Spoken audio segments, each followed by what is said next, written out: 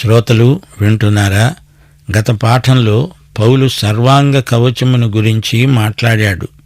సర్వాంగ కవచములో సత్యమనే దట్టి, నీతి అనే మైమరువు, సమాధాన సువార్త వల్లనైన సిద్ధమనస్సు అనే జోడు, విశ్వాసమనే డాలు, రక్షణ శిరస్త్రాణం, దేవుని వాక్యమనే ఆత్మ ఖడ్గం.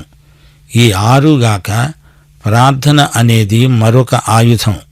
ఈ చివరి రెండు ఆయుధాలు సైతానును ఎదుర్కొనడానికి ఉద్దేశించబడినవి. ప్రతి విధమైన ప్రార్థన, విజ్ఞాపన. సైతాను యేసును శోధించినప్పుడు యేసు ప్రభు వాక్య ఖడ్గమునే ప్రయోగించాడు.